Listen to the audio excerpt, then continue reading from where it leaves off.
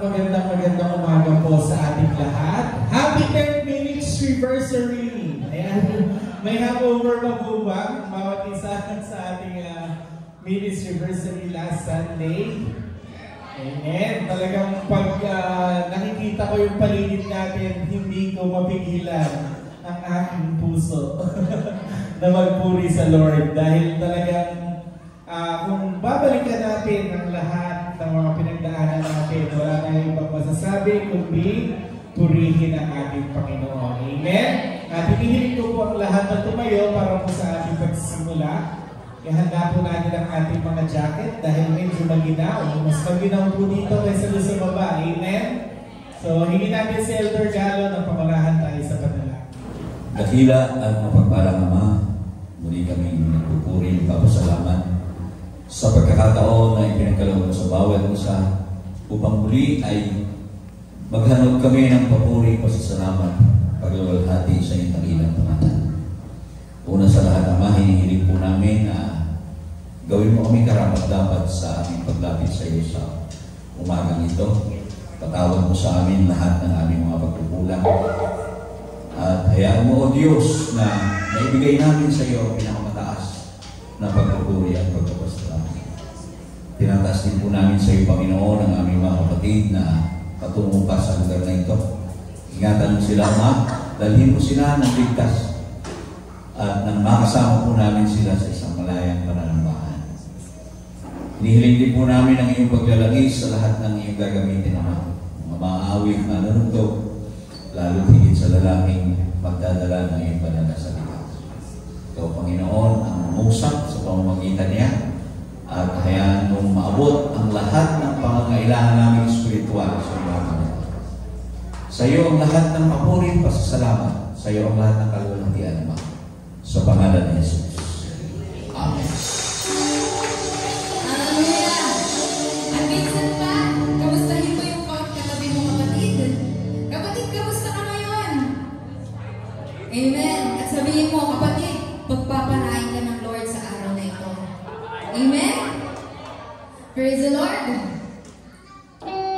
Minsan pa, ulitin natin. Jesus is in you, and Jesus is in me. Hallelujah. Praise the Lord. Jesus is in you, and Jesus is in me. Jesus is in us, and He loves us. Jesus is in you, and Jesus is in me. Jesus is in us, and He loves us. Oh, therefore,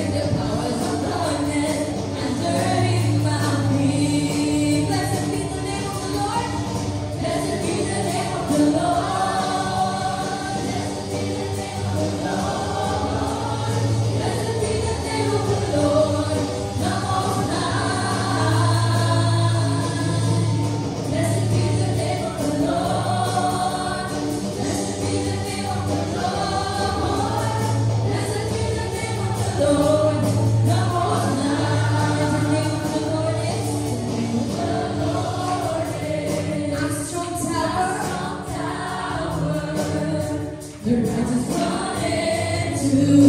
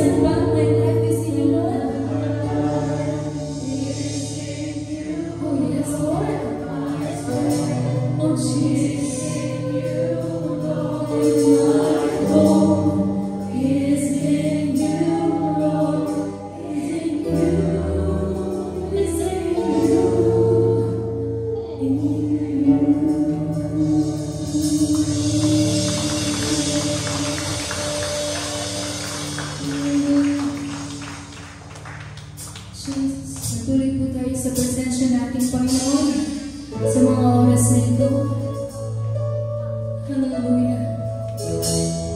We know, Lord, your Holy Spirit is within us, Lord. Ang sabi mo sa iyong mga salita, dalawa o tatlo ang magkatipon para sa iyong pangalan na dito ka sa aming pinagignaran, Panginoon. Kaya nawa, Panginoon, maging mabangong sa iyo ang aming awitin, ang aming pagpupuri, Panginoon, sa iyo sa mga oras na ito. Oh, hallelujah. Jesus, we worship you in spirit and in truth, O God. Hallelujah. My Jesus, my Savior, oh, there is none like you. All of my days, I want to praise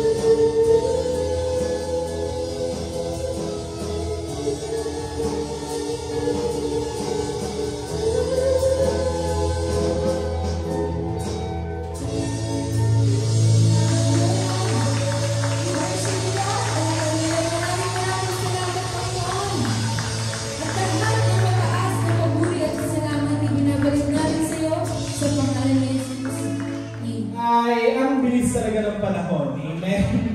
Parang nagpaplano pa lang tayo ng ating second floor. Eto na siya ngayon. Nandito na tayo. Hindi na natin kinailangan pumasok ng imburnal para para tayo mamigyan ng ayuda ng DSWD. Amen? Hindi na natin kinailangan yung mga ganong sitwasyon. Kumbaga, walang nakaranas sa atin ng gano'n, mga kapatid. Lahat tayo ay pinagpala ng Panginoon, lahat tayo ay nakakakain ng maayos, lahat tayo ay may buhay na masagana bilang sa iyon ay pangako ng ating Panginoon. Amen?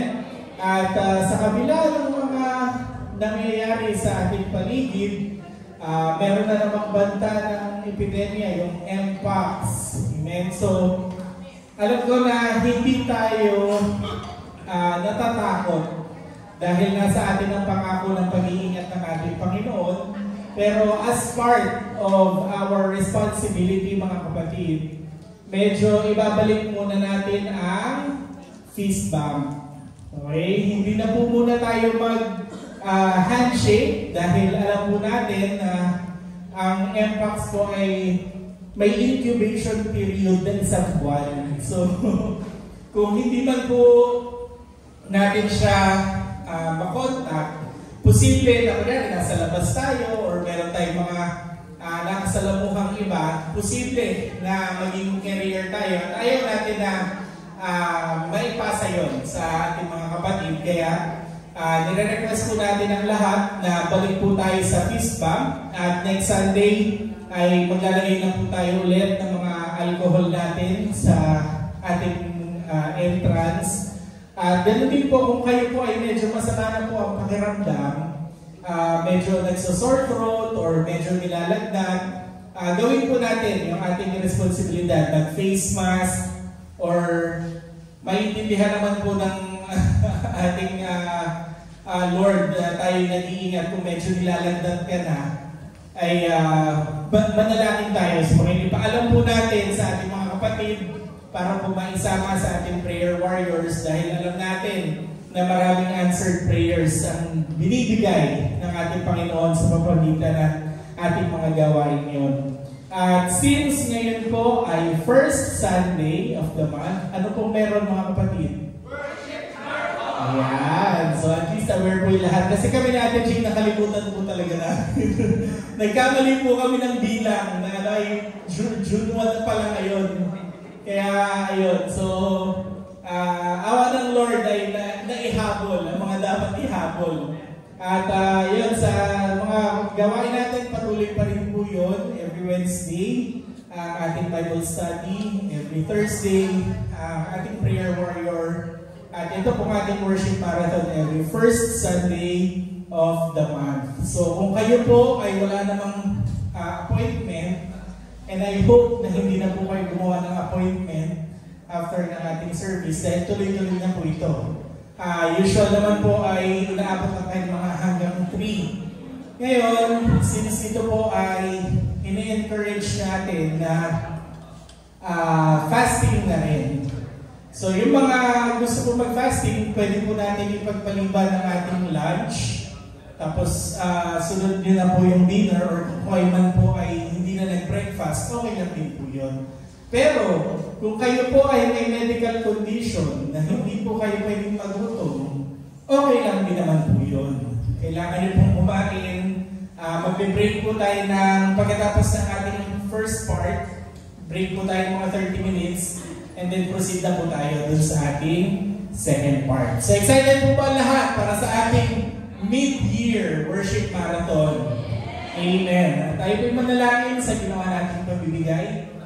Dakilang Diyos, maraming po salamat muli sa lahat ng mga blessings na ibinubuhos mo sa bawat isa. Dalangin po namin, Panginoon, na magamit pa ito sa ikalalago ng iyong gawain at mabayaran po namin ang lahat ng aming mga responsibilities para po dito sa aming worship hall. At ikaw, Panginoon, ang patuloy na magpala sa lahat ng aming mga pinagkukunan at magamit po ito, Lord, sa lahat ng mga programa na iyong inihanda para sa NLATS family, Lord. At patuloy mo po kaming i-bless ang lahat ng aming mga trabaho, lahat ng aming mga negosyo, lahat ng aming mga pinagkukunan na lugar, ay ito, Panginoon, na magpala nito.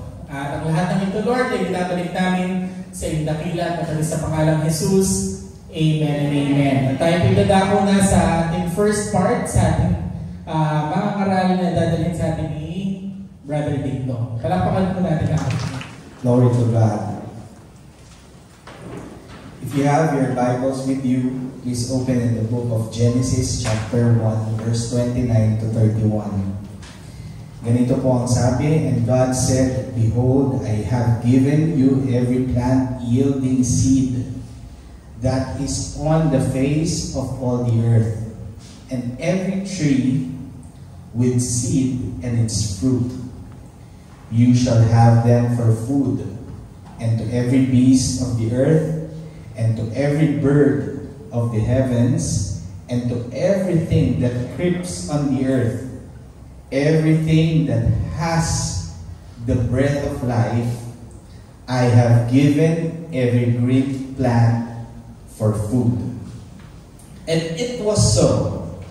And God saw everything that He made, and behold, it was very good.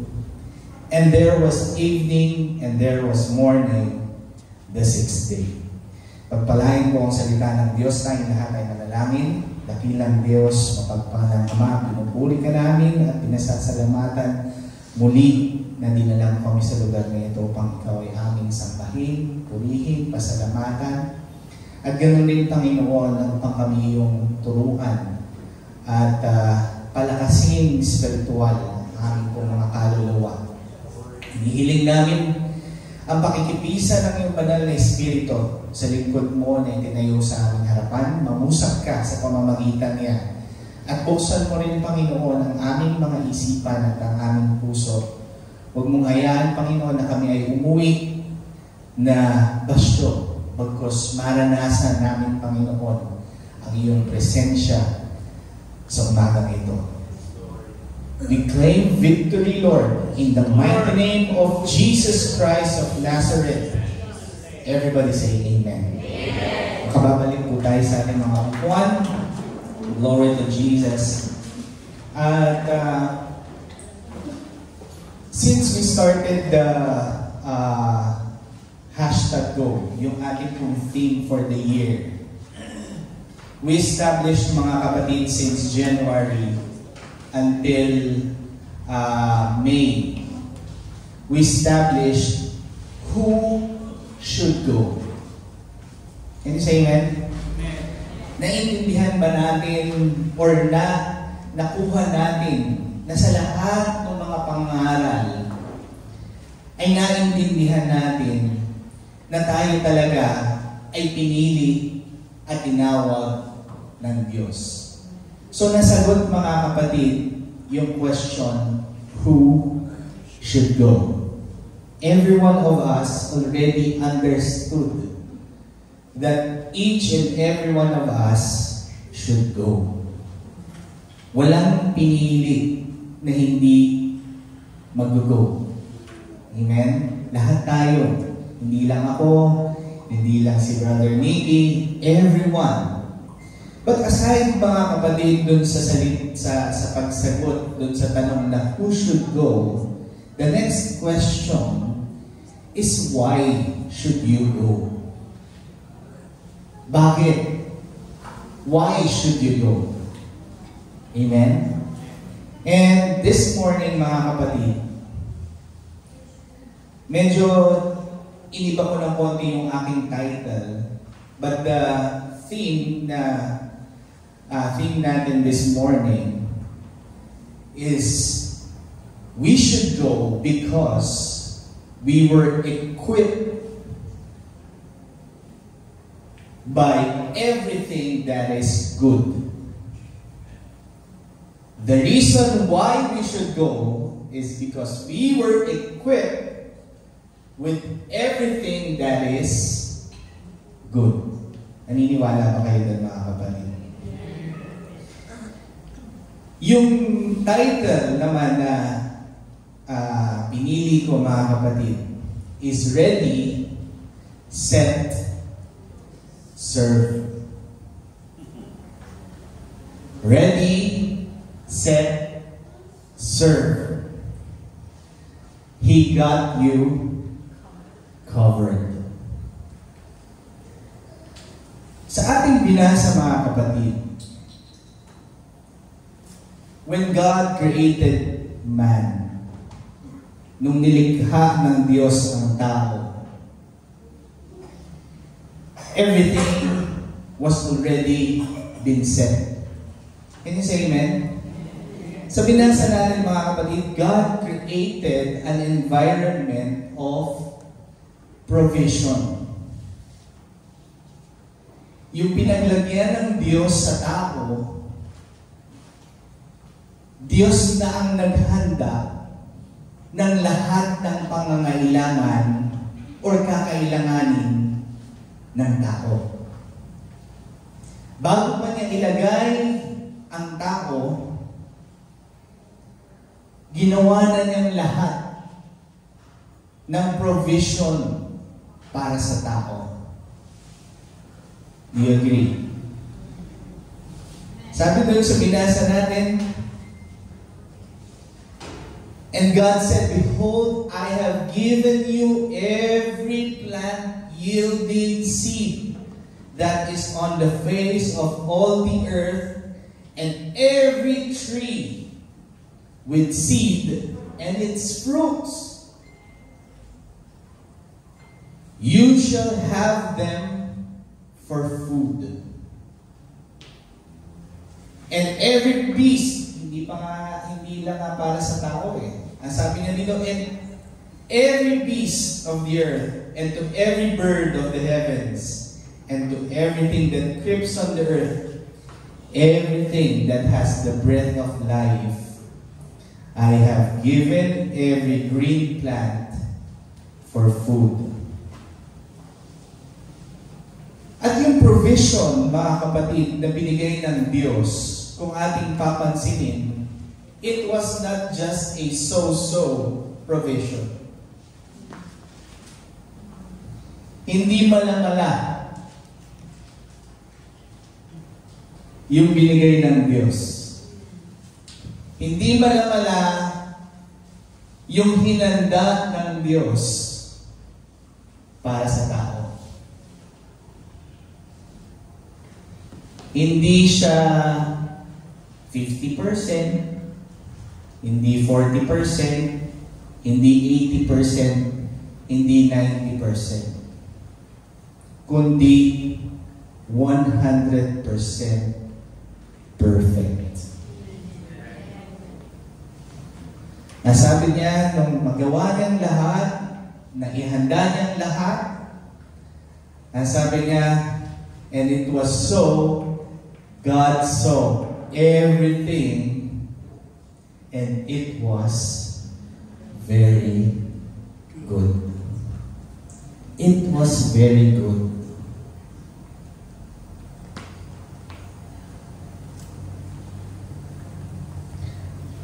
After niya gawin yun, mga kapatid, He entrusted to man everything. Can you say amen? Binigyan niya ang tao ng kalakasan or ng kapangyarihan to subdue and manage everything that God has provided, everything that God created that is very good. Ginawa ng Diyos ang tao na manager ng lahat ng kanyang mga inihanda para rin sa tao. Pero mga kapatid, we know what happened. May problema.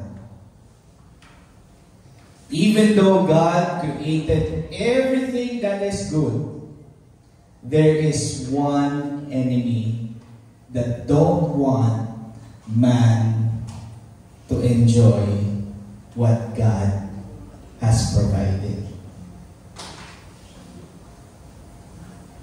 Gumawa ang kaaway si Satanas nung makita niya ang ganda ng ginawa ng Diyos para sa tao. Hindi po pwede to. Hindi ako makapapayag na ma-enjoy ng tao ang lahat ng mabuting gawa ng Diyos. Kaya ang sabi niya dun sa talata sa John 10:10, ano ang tawag sa dyablo? Isang magnanakaw. The thief comes only to steal. The thief comes only to kill. The thief comes only to destroy.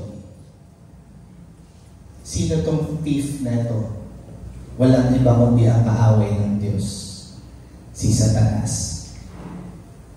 At ganoon ang nangyari, mga kapatid. Ninakaw ng kaaway, dinestroy ng kaaway lahat ng magandang plano at ibinigay ng Diyos para sa tao. Pumasok ang kasalanan. At ang kasalanan ang naging dahilan kaya naagaw yung magandang plano ng Diyos na inihanda na niya para sa ating lahat.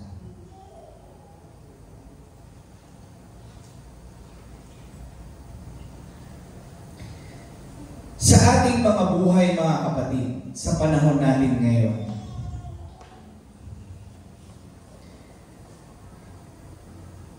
ang kaaway natin, mga kapatid, ay very cunning, tuso. Sabi nga doon sa napanood ko, there's one Christian that was interviewed. Ini-interview siya ng isang, kung paano ini-interview siya or hinihikayat siya ng isang Satanist evangelist. At ang sabi nung babae, ini-encourage nila ako na sumama sa kanilang church. At ang gagawin mo lang is to love yourself so that you can love others. You just need to learn how to love yourself so that you can love others. Hindi sinabi sa kanya na pumunta ka doon at let's worship God. Let's worship Satan. Our God, Satan. Hindi gano'n. Ang panghikayat niya, come to our church so that you will learn how to love yourself and to love others. Ang ganda, no? At sino sa inyo nakakarinig ng gano'n? Kailangan mo munang matutunan na mahalin ang sarili mo bago ka makapagmahal sa iba. Kailangan mo muna mahalin ang sarili mo para makapagbigay ka ng pagmamahal sa iba. Hello? Familiar ba kayo doon sa ganong linyahan, mga kapatid? Di ba? Pag nakarinig ka ng mga payo sa labas, sa mga relationships, i-value mo muna yung sarili mo. Pahalagahan mo yung sarili mo. Laging una ay sarili mo. Kasi ganon si Satanas. Laging una yung sarili niya. Yun ang tinuturo ni Satanas sa mundo. Unahin ang sarili mo. But that is not what the Lord teaches. Even from the beginning, nung magkasala ang tao at nagkaroon ng division, mga kapatid, sa pasimula na pinili si Abraham at ang lahi ng mga Israelita, ano ang itinuro ni Moises nung ibinigay ng Diyos ang 10 utos? The first commandment is to love God with all your heart, with all your soul, and with all your strength. And the next is, love your neighbor as yourself. Hindi sinabi ng Diyos na love yourself so that you will love your neighbor. You should love God with all your heart, with all your soul, with all your strength. And you will be able to love your neighbor like yourself. Nakukuha natin, mga kapatid. So,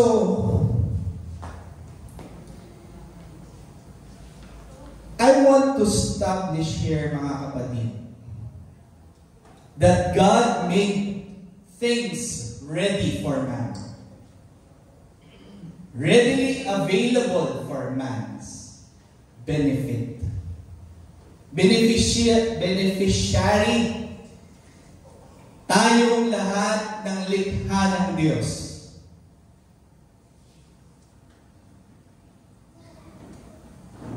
At dahil sa sobrang halaga ng Diyos, halaga ng tao sa Diyos, at alam niya na wala tayong magagawa para tayo ay makabalik sa presensya ng Diyos, mismong Diyos na rin ang gumawa ng paraan para muli ma-enjoy ng tao yung inihanda ng Diyos para sa tao. Can you say amen? Anong ginawa ng ating Panginoon? Siya ay nagkatawang tao, nagbihis ng laman. Because God is a spirit, hindi natin siya nakikita. At ang sabi doon, without shedding of blood, there is no remission or forgiveness. Kaya ano, kailangan mangyari? Kailangan siyang gumawa ng paraan para ang tao makabalik doon sa original na plano niya. And that is a good life. A very good life. Same verse, mga kapatid, sa John 10, na sabi niya doon, I came that they may have life, and for you to have it more abundantly.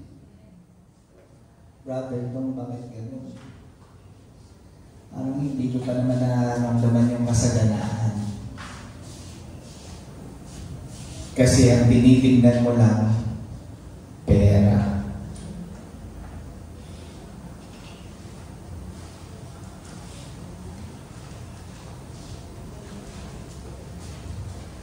Bilangin mo yung daliri mo. Bilangin nyo. Di ba may iba, sobra pa nga? Pero merong iba, wala.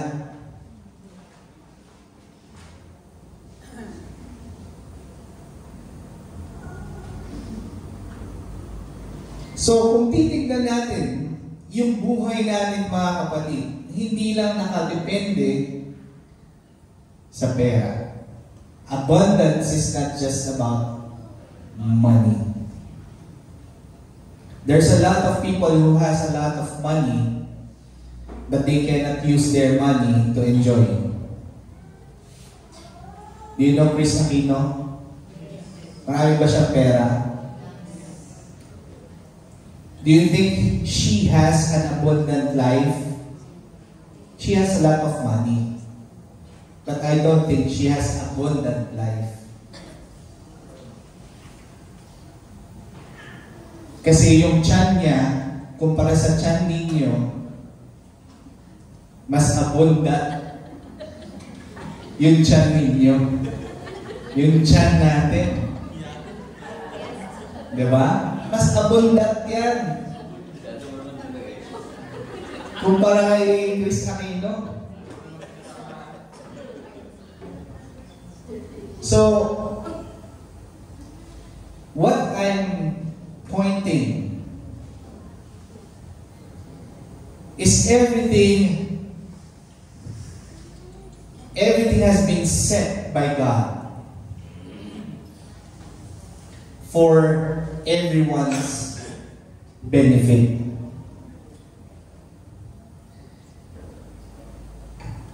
Yung benefit na yun, mga kapatid, bagaman nais ng Diyos na ang tao ay magkaroon ng buhay at ng kasaganaan nito, meron pong requirement ng Diyos. Amen? And that is to love Him with all your heart, with all your soul, and with all your strength.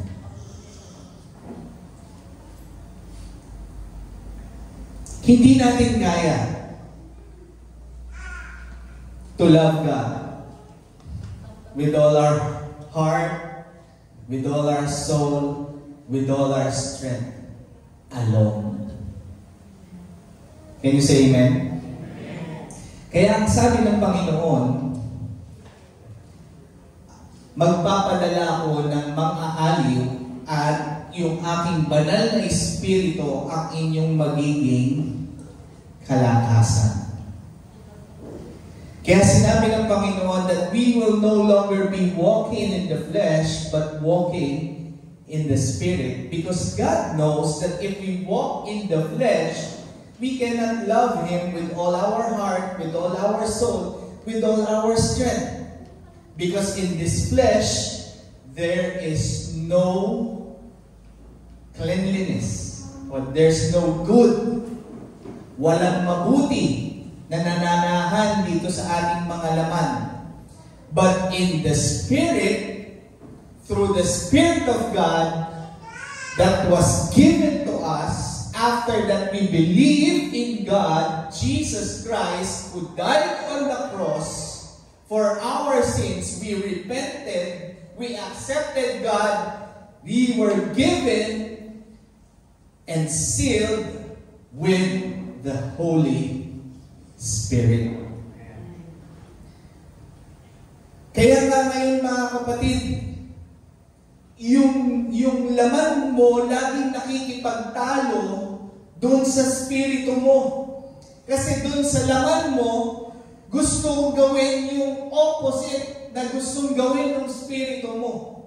Pero dati, mga kapatid, nung wala tayong spirito ng Diyos, wala tayong guilt na nararanasan. Wala tayong konsensya masyado sa mga pinaggagawa natin. Wala tayong pakialam sa Diyos.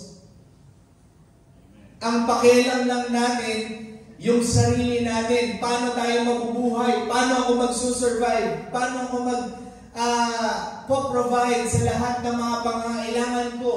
Yung kakainin ko, yung dadamitin ko, yung ibibigay ko sa pamilya ko.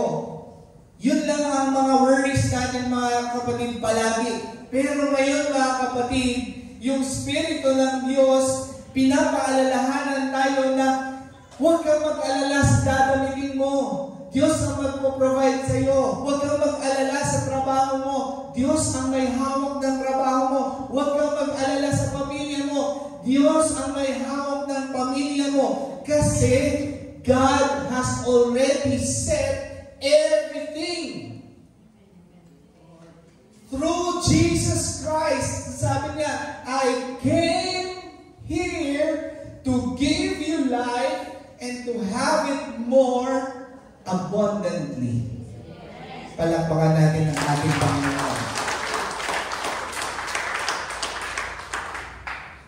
Kaya nung sinabi niya dun sa mga taga-Israelita, sa Jeremiah 29:11, na hanggang ngayon, alam rin natin itong memory verse natin na ito. For I know the plans I have for you, declares the Lord, plans to prosper you and not to harm you, plans to give you hope and a future.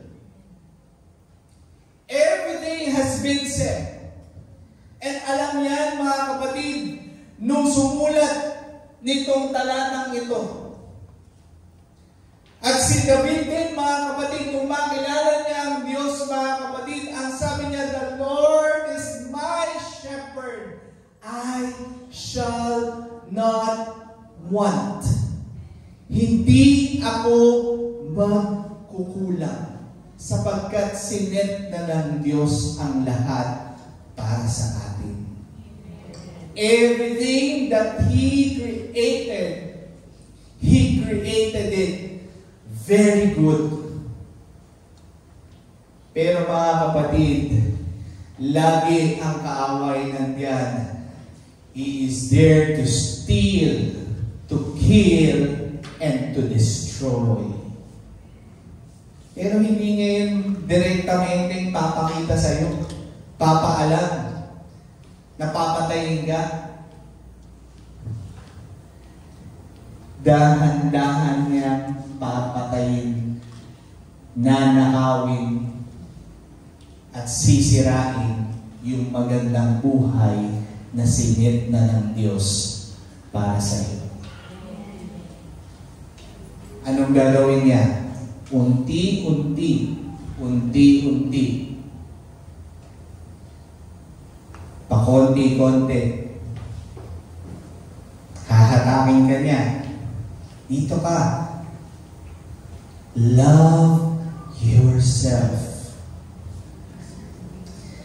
Give importance to yourself. Spend your happiness.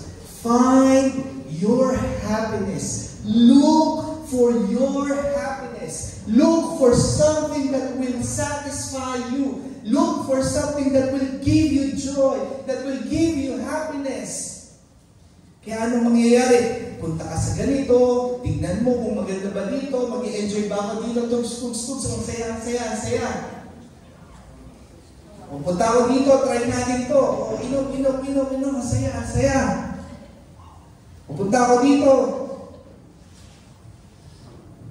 O dito, masaya, daming pera. Gcash lang. Yung 10 piso ko, tamang 500. Yes! Nakaupo lang sa bahay, 10 piso ko, minsan nagiging 1,000.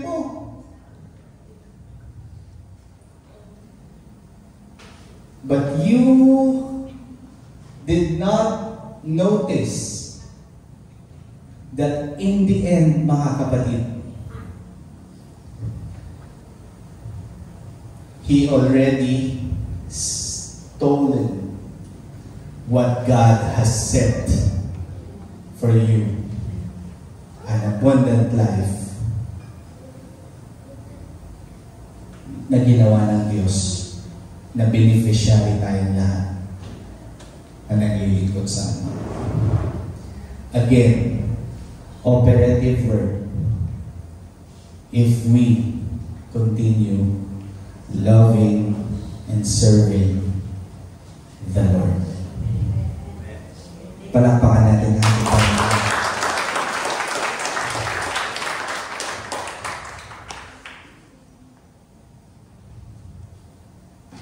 In Romans 8:28, ang sabi doon, and we know that all things God works for good to them who love Him and have been called according to His purpose. Sabi ko nga, ang kaaway, gusto tayong i-destroy. Gusto tayong nakawan. Nung nakahanda ng pagpapala ng Diyos, inihanda na ng Diyos para sa atin. And sometimes, mga kapatid, yung mga bagay na nangyayari sa buhay natin, it feels like it was so messy. Naalala ko yung preaching ni Elder Galo last week. Sabi niya, bakit ganito, Lord? Mabigat yung kanyang kalooban habang ginagawa naman niya yung gusto ng Diyos.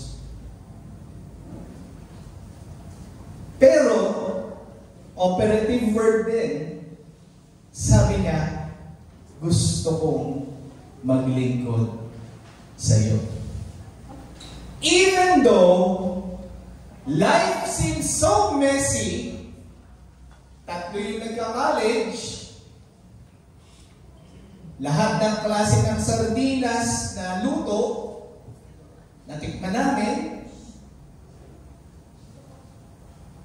name it, mga kapatid, kabisado namin yan, pagsawa na sa sardinas, salmon naman, na nasa laa, yung saba. O, di ba? Makarel. Yan.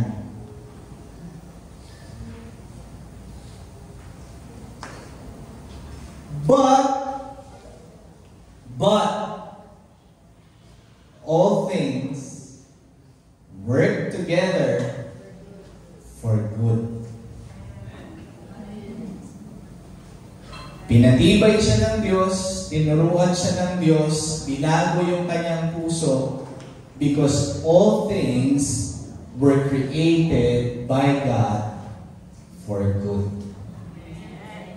Palakpakan natin ang Panginoon. Kaya kung ang buhay mo ngayon ay sobrang salimuot, huwag kang mag-alala dahil anak ka ng Diyos. Huwag kang matakot dahil pangako ng Diyos, He will make all things work together for good. Kaya kahit na messy yung situation natin ngayon, kahit na magulo, para bagang ang hirap na pinagdadaanan mo ngayon, huwag kang mag-alala. All things will work together for good. Operative word. To them that love the Lord. To them that love the Lord. If you are not serving the Lord and the life that you have is messy, magdalawang isip ka. It might be the other way.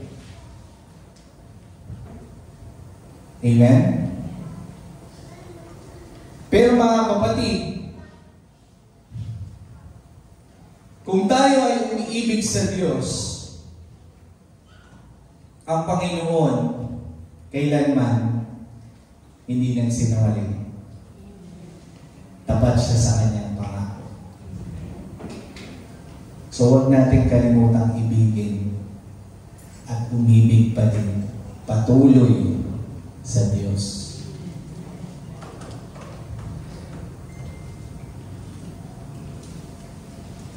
Sabi niya sa Matthew chapter 5 verse 16,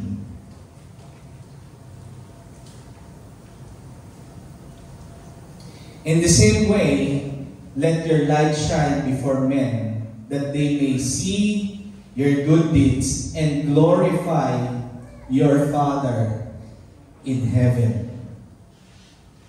Serving God, mga kapatid, serving God doesn't glorify you. Serving the Lord will not make yourself glorified. Amen? Kung naglilingkod ka sa Diyos at ang motibo mo sa paglilingkod is for your self-glorification, hindi yan paglilingkod. Amen?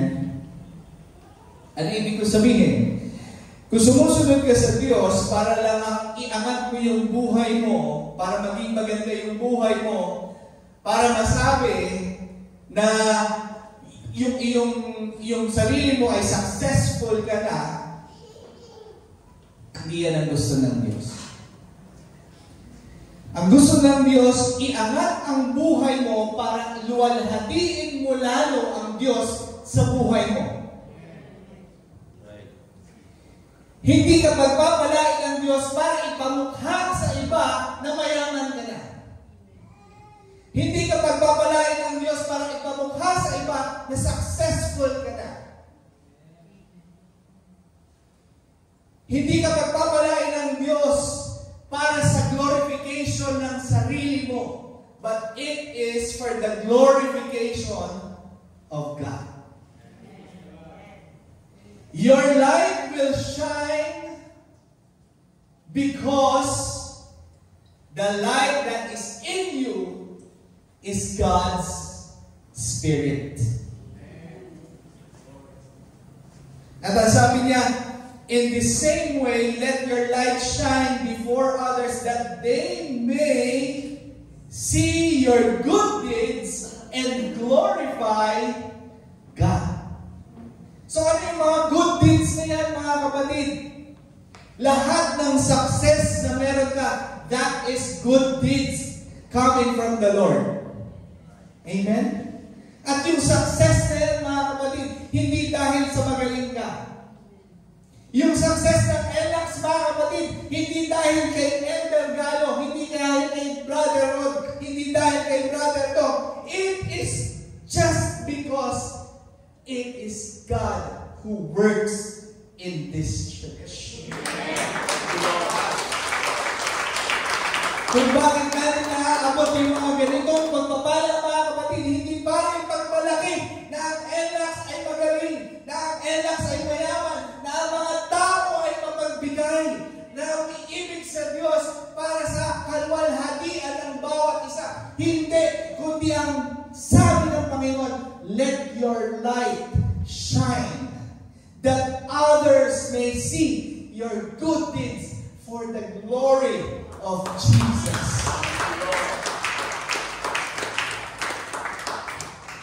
So everything that we have right now is for God's glory.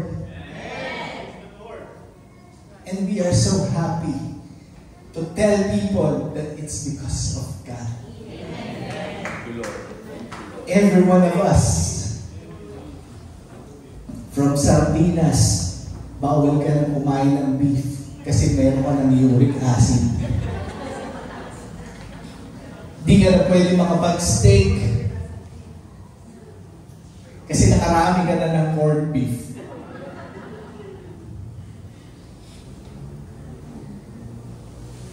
It is not because of Elder Galo. It's because of God's love.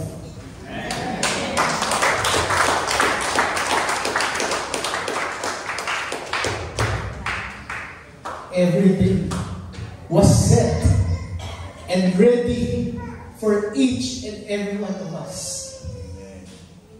He came to give us life and for us to have it more abundantly. Yan yung pangako ng Diyos sa atin. At yung pangako niyan yan, mga kapatid, hayaan natin na magliwanag para sa kalwalhatian ng Diyos. In 2 Corinthians chapter 12, sabi niya doon, but He said to me, my grace is sufficient for you, for my power is made perfect in weakness. Therefore, I will boast all the more gladly about my weaknesses, so that Christ's power may rest on me. Kung titignan natin itong talatang ito, mga kapatid, it was full of humility. Can you say amen? Sobrang punong-punong ito ng kababaang loob, mga kapatid. Kitang-kita natin sa karakter ni Apostol Pablo na yung lahat ng kanyang mga ginagawa talaga, lagi niya ina-acknowledge ang Panginoon, ang Diyos sa buhay niya. At minsan, mga kapatid, tayong mga tao, kahit na Kristiyano na tayo, ayaw pa rin natin na makikita tayo ng kahinaan. Amen? Ayaw natin na masasabi tayong hindi matalino. Ano yung ibig ko sabihin? Ayaw natin sabihin tayo ay bobo. Amen? Ayaw natin na masabihin na tayo ay may ganitong ugali. Anything na negative, ayaw natin. Can you say amen? Pero mga kapatid, si Apostol Pablo, sabi niya, yung mga kahinaan niya, doon pa siya lalong nagpupuri sa kahinaan niya. Kasi doon sa kahinaan niya, mas lalong nagiging makapangyarihan yung kaluwalhatian ng Diyos sa kanyang kahinaan. So bilang mga Kristiyano, mga kapatid, hindi po masama na tayo ay may kahinaan. Hindi po masama na tayo ay umamin, na tayo ay hindi madasalin. Hindi po masama na tayo ay umamin, na tayo ay makasalanan, na tayo ay nagsinungaling, na tayo ay gumawa ng ganito.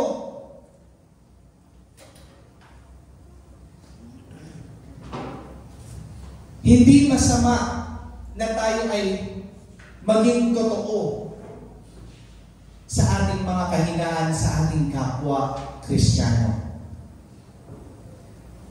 Sapagkat dun sa kahinaan natin yan, mga kapatid, diyan ka tinuturuan ng Diyos na maging mababa.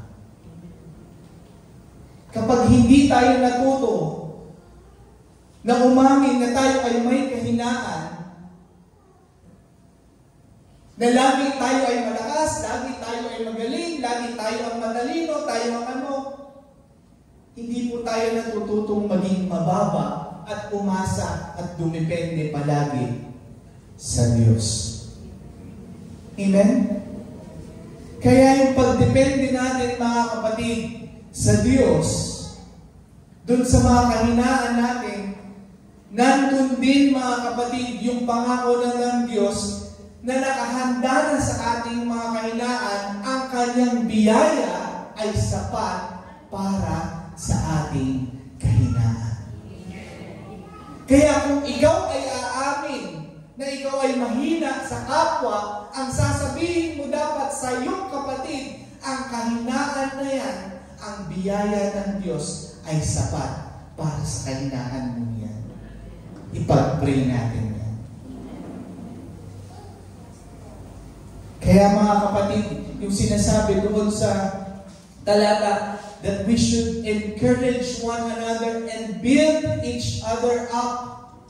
How can you build each other up? Kung nasa up na lagi. Hello? Mahirap mag-build ng building na nasa taas. Ang umpisa. Diba? Pag mag-build ka, lagi. From the ground, below the ground, to put a very good foundation that the God has set His grace and love enough for each and every one of us. Palakpakan natin ang ating Diyos.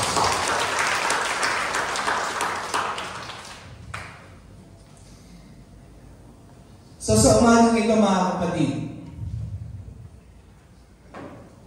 ready, set, serve. Ready, set, serve. Sa lahat ng mga diniscuss natin mga kapatid, mapa-blessing, mapa-witness, whatever it is, He got you covered. Jesus got us covered. Kung mahina kang magsalita, Jesus got you covered. Kung mahina kang magmemorya, Jesus got you covered. Kung mahina kang katawan mo, Jesus got you covered. Kung wala kang pera, Jesus got you covered. He has set everything for you. And it was very good. Palakpakan natin ang ating Panginoon.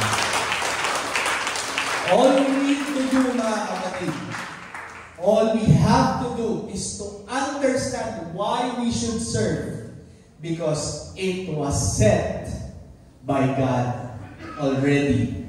That everything that He created, He made it very good. Because He came here to give you life and to have it more abundantly. So wala na tayong maalalahanin. Ang gagawin mo na lang is maglingkod. Amen? Masaya ba kayo doon mga kapatid? Di ba napakasarap na assurance nito mga kapatid? That God got you covered. Jesus got us covered. Another last verse for this morning. Matthew chapter 6:33. Alam nyo na yan mga kapatid. This is a truth na Jesus got us covered in every area of your life. Kung sa tingin mo ngayon medyo at loss ka financially, just seek God first. And He will give everything that you need. All those things. Kung sa tingin mo mahina ka physically, maramdamin ka, may karamdaman ka, just seek God, serve God. He got you covered. All things, sabi nila, all things, I will give it to you. Praise God. So sa umaga nito mga kapatid,